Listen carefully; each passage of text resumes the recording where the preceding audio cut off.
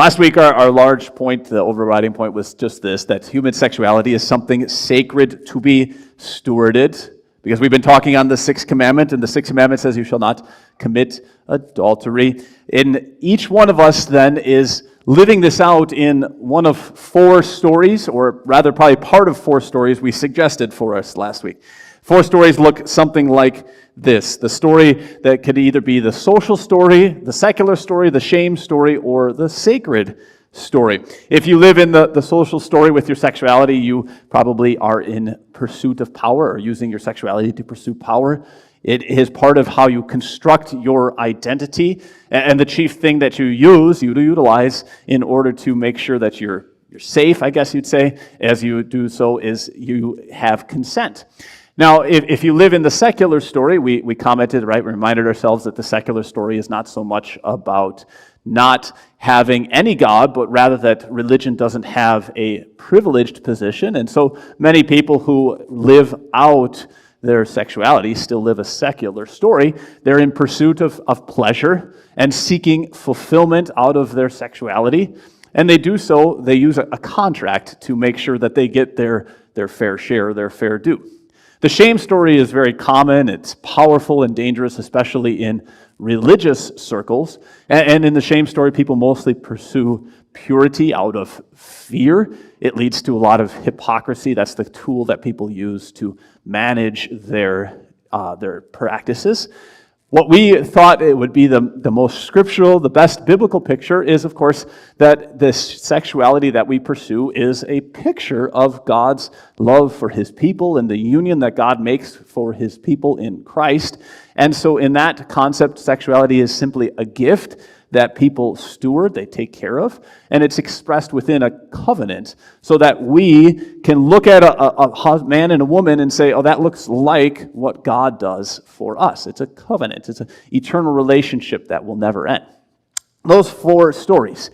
Now, a lot of people then still would say, well, wait a second, what does that look like, right? How do we actually steward this sexuality that we have been giving? To put it practically, right, what do we live like as we steward sexuality? Are we saying that everybody has to get married? Is that what that means? Are we saying that we are going to criminalize either adultery or divorce? Is that what that is saying? Well, that's what we want to ask today. How do we steward this? What do we actually do with our lives? Now, one thing that jumps out to us right away as we ask this question, we're going to, of course, see what Jesus said and did. But there's one thing that's really surprising as soon as you start asking this question. What do you notice about this picture? One thing that, when you look at what Jesus said and did with respect to sexuality, you notice right away that basically what he told people is what not to do. He didn't tell people how to steward their sexuality. He told people what not to do. He said, don't commit adultery, don't divorce, don't be looking at pornographic images of other people, don't lust. That basically covers it. Now, when you look at that picture, obviously these are artists' renditions, or they're images, right, of actors. But what do you notice right away? It's all a bunch of men, right? You got 12 men, approximately 30-ish years in age. Some of them might have been older, some of them might have been younger, but 12 guys. Now, when's the last time you stuck 12 guys together for a couple of years, and to be frank, right, the concept of sex didn't come up? Right? You read through the Bible, and one of the things that strikes you right away, you've got 12 guys that are Jesus' closest disciples, closest followers. 72 others probably had a significant majority of men among them as well. And you read this, and Jesus doesn't tell them to get married. Jesus never tells the guys to get married. Jesus never tells the guys to go have kids. He never tells them to go home and give their wives a kiss. He doesn't tell them to stop whining and work harder. He doesn't tell them to listen better. He doesn't tell them any of the typical kind of marital or relationship advice that you would expect. And so the thing that you start to say is, well, wait a second, what am I supposed to do with my sexuality, Jesus? What do you want from me? You realize that Jesus was a Jewish person and he lived within a Jewish world, and he assumed that what was put in the scriptures in other places was accurate. Other than these things, what not to do, and an argument about marriage and divorce, what you get from Jesus is a couple little episodes where he stewarded, you could say, sexuality. One time he met a woman at a well. She asked him for water. He promised her living water. He told her, go call your husband and come back to me. She said, I don't have a husband. And he said, you're right, you don't have a husband. You have 5 husbands, and the one that you're currently with, you're not married to. Well, that I'm sure was really a nice thing for her to hear that day. But then he did the opposite another time. Another time, a group of Israelites surrounded a woman who had been caught in adultery. Jesus challenged them to say, you who has no sin, throw the first stone. And they all walked away. Jesus said, I don't condemn you either, and told her, go and leave your life of sin. Oh, okay. Another time, Jesus was having dinner at a Pharisee's house.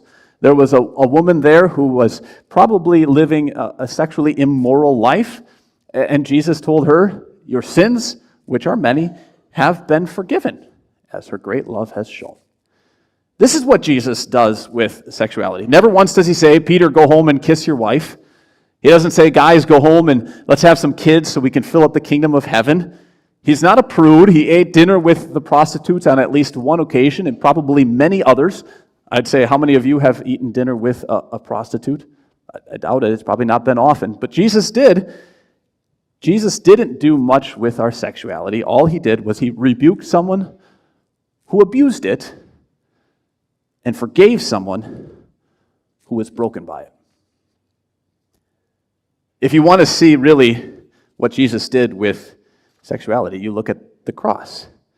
Because on the cross, this is what happened. One of the soldiers pierced Jesus' side with a spear, bringing a sudden flow of blood and water.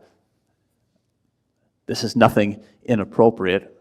If sexuality is giving of ourselves to somebody else, Jesus is the one person who, quite literally, right, gave of himself for others. The way he expressed himself, the way he exposed himself was not to gain pleasure or to get any power, but literally to save people. He used his manliness, his manness, his man life to save other people.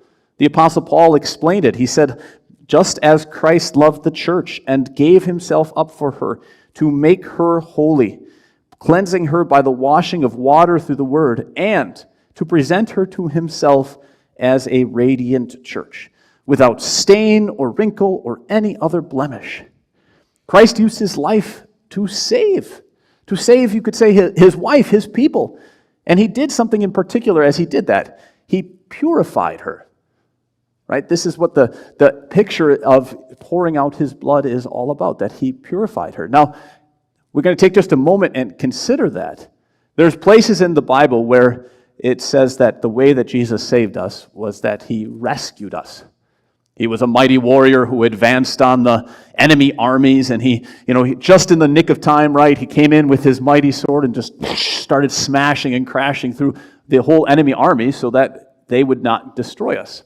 Other times in the Bible, the picture of Jesus saving us is that he redeems us. He then comes and he sets us free out of a prison. He uses his great life to pay for our lives and to buy us back out of slavery. But sometimes that uses this picture of purification. He pours out his blood and his life. And that's a significant thing too. Because when is blood ever used to clean up? Blood's not used to clean up, actually, right? I have kids. I know how you use blood all the time. You don't use blood to clean up. What you have to do is you have to clean up blood because it's in the carpeting after everybody gets in a fight and there's a bloody nose, right? It's in the pillow after there's a bloody nose. It's in the clothes after you scrape your knee. You don't have to use blood to clean up. You have to clean up blood. But in the Bible, blood is used to clean up. Why? Because blood does clean us up on the inside, doesn't it? You can go through the examples, but your white blood cells clean your body of pathogens, of damaged cells and foreign substances. The blood that circulates through your liver and your kidneys removes your waste products and your toxins. The blood that circulates through you also transports away metabolic waste, the waste of your cells, just to live and have energy. What's the point? One of the ways, right, that Jesus saves us is to purify us. And he literally gives his blood, which is good for nothing, but to clean you on the inside. Now, that's the first thing that we need to know about stewarding our sexuality, is that Jesus uses his to save us. Why is that important? The rule of Christian sexuality is really pretty straightforward.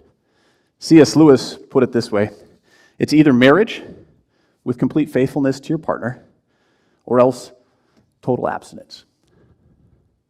Now that sets a really high bar, doesn't it? And I think it leaves, I'm pretty sure I could say, every one of us with a boatload of guilt. Who can walk out of here and say with a clear conscience that I've walked according to that standard? I won't. I won't try to pretend that.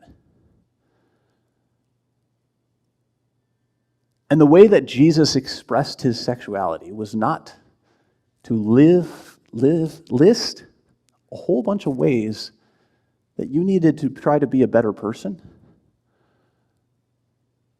but to literally pour out his life and clean you up on the inside.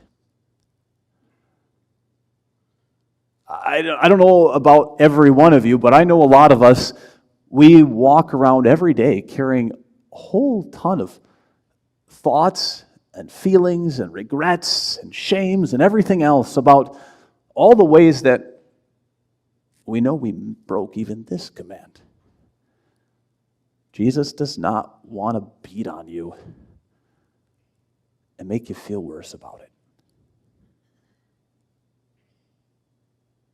He literally pours his life to cleanse you. He wants to send his blood through your veins to carry away every little piece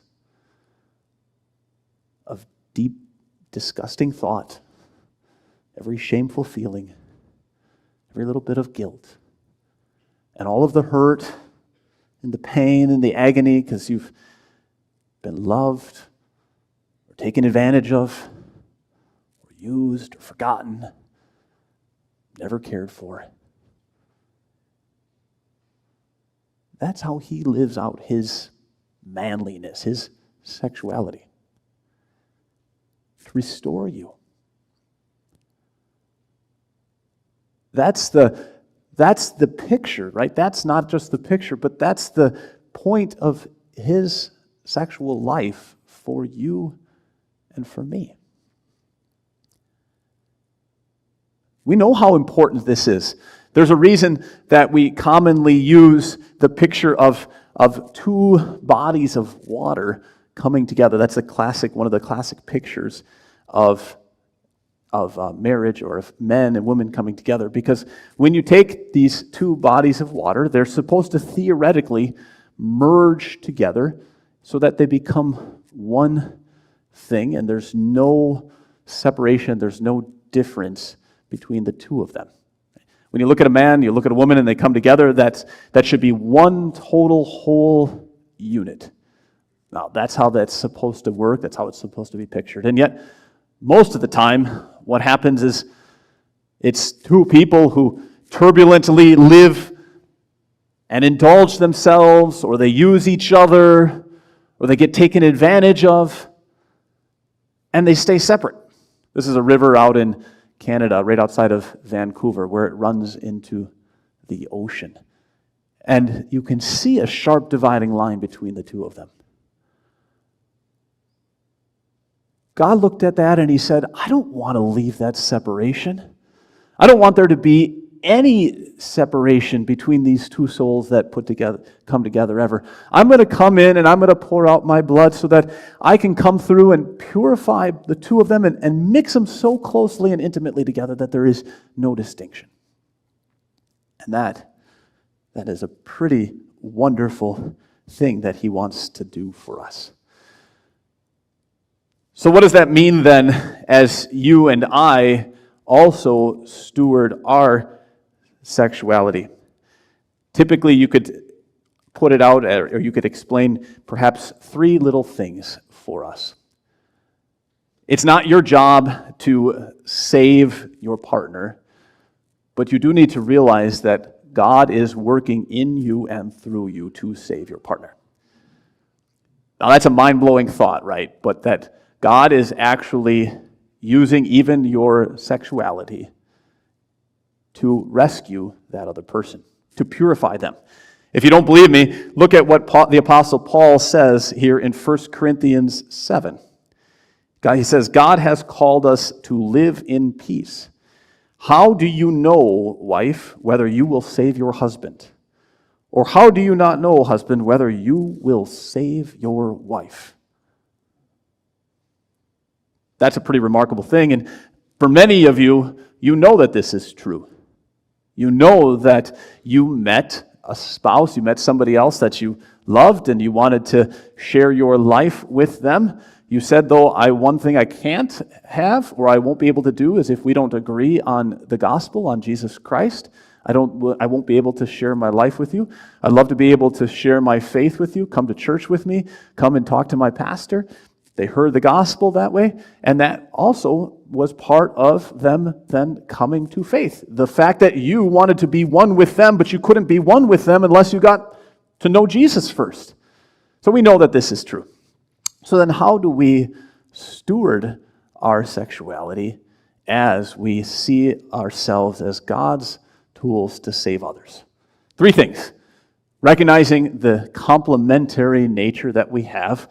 Secondly, seeing that our sexuality is a prime commitment to each other. And then as God gives us strength to live with chastity. Right? Recognizing that we complement each other is very straightforward and simple. Namely, that we have a difference without domination amongst each other. That is, obviously, we are to say, yes, we are different, but that difference doesn't lead us to dominate each other.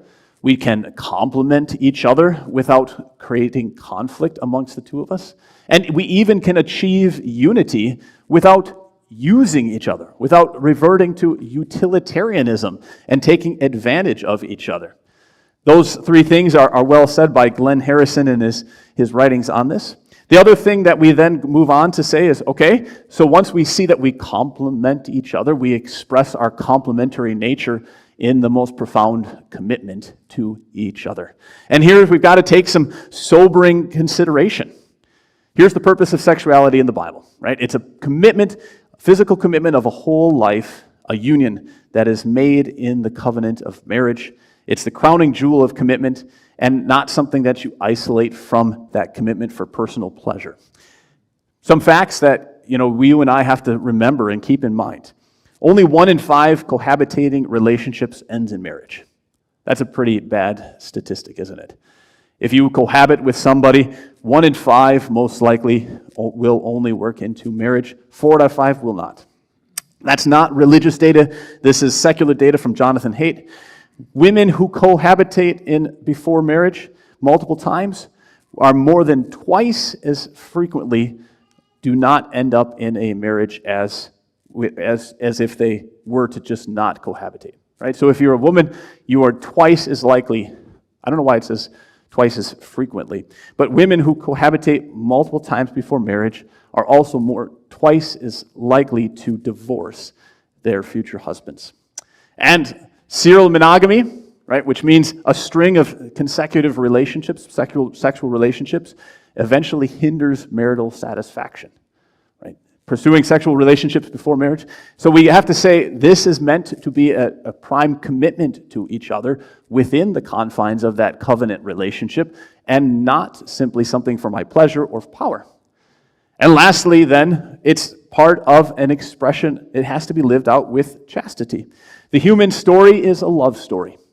It is the story of God loving us with an unending love. The scriptures open with a wedding, Adam and Eve, and they close with the wedding of God and Christ. And the soul-satisfying union that you and I long for, it's the fulfillment of every desire we have. It's not going to take place until heaven. These sexual feelings that you and I have, Glenn Harrison, he comments on them, that they are an important part of what it means to bear God's image. And we flourish as we bring them into harmony with our God-given identity. That's the only way that we can properly sexually steward this sexual gift that we have. And it has to be lived out within that process. So may God bless us as we do so, right? As we live out and we steward this great gift within our identity. May we, as the Apostle Paul said this morning, hear God's call not to be impure, but to live a holy life as we live with Jesus who made us holy. Let's join together and confess our faith in this one who has made us holy this morning. We'll stand and we'll confess our faith with the words of the Nicene Creed.